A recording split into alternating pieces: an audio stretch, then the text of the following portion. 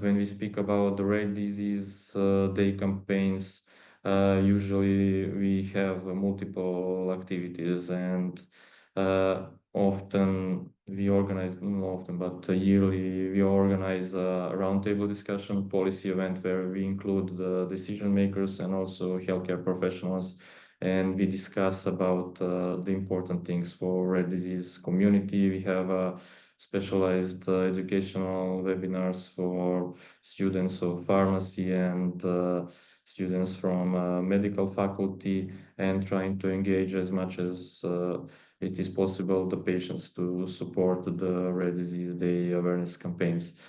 And when it comes to the engagement with healthcare professionals, there are multiple ways that we are doing that.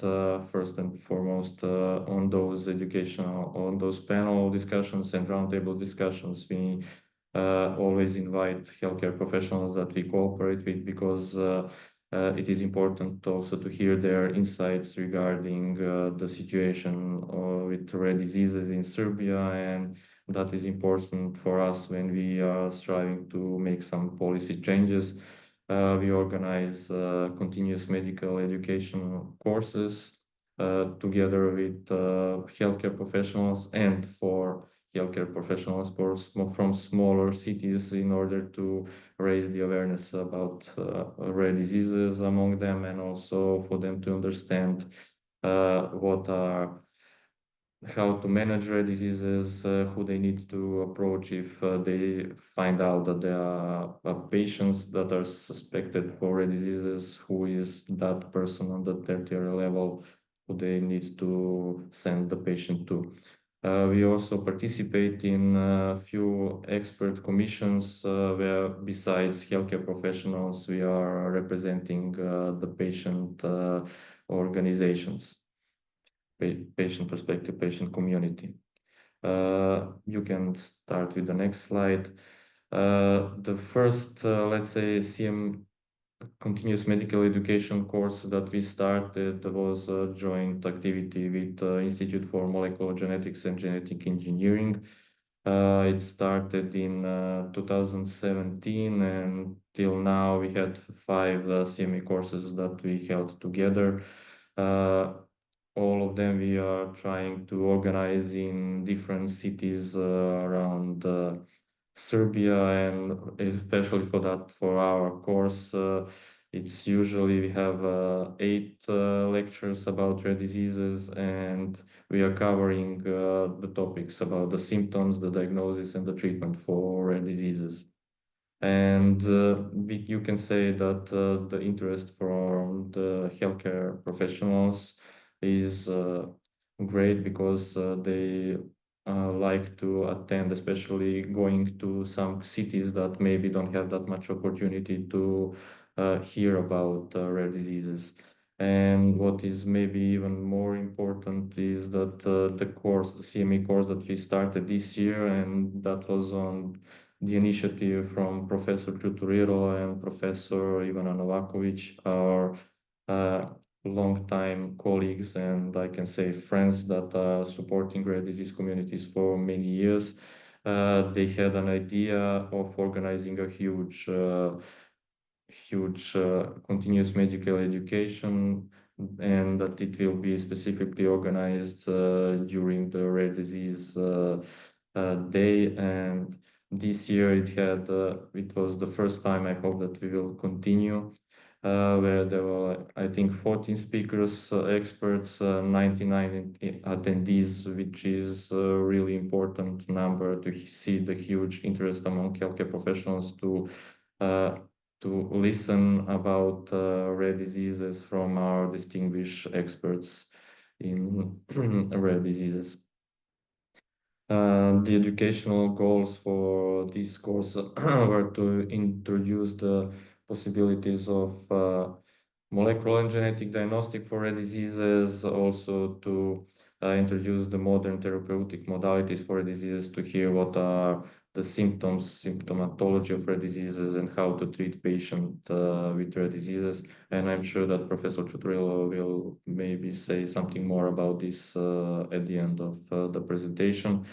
The other way how we include healthcare professionals is on those roundtable discussions that we organize. Every year around Rare Disease Day, we try to organize a roundtable discussion. The roundtable discussion has a specific topic. Every year it's something that is important for us to discuss on that year with decision makers and also with healthcare professionals in order to try to influence the policy changes or to assess what is the situation at that moment about a certain topic. Here you can see what the topics. So we were discussing about the budget for rare diseases. We have a specific budget that's treating rare diseases, the importance of the newborn screening, access to medicine. So we try to cover all those important topics when we organize those roundtable discussions. At the end, what are some of the outcomes and what is the impact of our cooperation with healthcare professionals? Through those continuous medical education courses, we improve healthcare professionals' ability to recognize rare disease symptoms that leads to faster and more accurate diagnosis.